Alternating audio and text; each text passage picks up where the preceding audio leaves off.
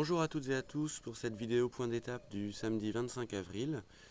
Je commence la vidéo avec une description de l'ampleur du mouvement. Tout d'abord, une nouvelle association, les Compadres, a rejoint le mouvement, donc une association de passionnés de moto au Gos-Saint-Denis. Merci à eux. Ensuite, le groupe Facebook compte désormais 94 membres, donc c'est une très belle évolution. Nous avons actuellement plus que 15 personnes qui se sont proposées pour coudre des masques et qui ont commencé pour beaucoup d'entre elles. Plus de 15 personnes également pour découper des coupons de tissu pour préparer des kits prêts à coudre. Je rappelle que ces kits prêts à coudre se composent de 20 coupons de tissu et de 4 mètres d'élastique que nous ajoutons de façon à coudre 10 masques.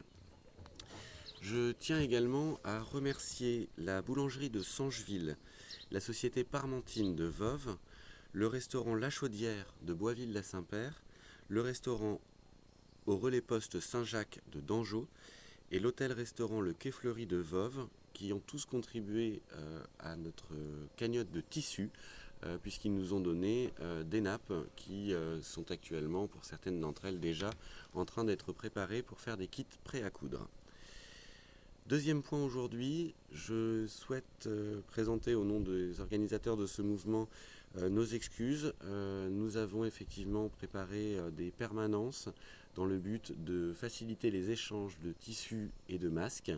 Nous annulons, je l'ai noté sur le groupe Facebook hier, ce principe de permanence, puisque cela suppose des déplacements de personnes assez importants et que c'est contraire effectivement aux règles du confinement. Nous avons donc à partir d'aujourd'hui modifié notre modèle de façon à ce que tout se fasse par livraison et par collecte à domicile.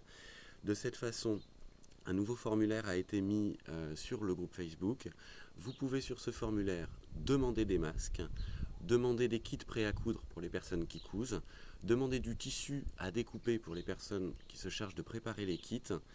Et vous pouvez également nous indiquer que des kits sont prêts à être collectés ou que des masques que vous avez cousus sont prêts à être collectés. Voilà, ce formulaire est en ligne depuis tout à l'heure, n'hésitez pas à l'utiliser, vous pouvez faire plusieurs demandes et nous assurons du coup les livraisons. Nous vous préviendrons évidemment avant notre arrivée à chaque fois. Un point sur les demandes de masques.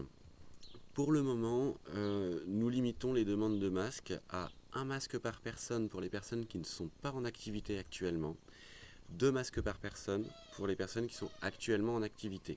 Si votre activité dépasse 8 heures par jour, nous pouvons vous fournir un 3e masque. Nous pourrons dans un second temps fournir des personnes qui rentreraient en activité à partir du 11 mai. Il faudra à ce moment-là renouveler simplement votre demande. Alors la dernière vidéo, je vous avais indiqué que nous cherchions du tissu. J'ai expliqué là qu'on avait récolté du coup pas mal de tissu. Donc pour le moment, nous ne prenons plus de dons de tissu.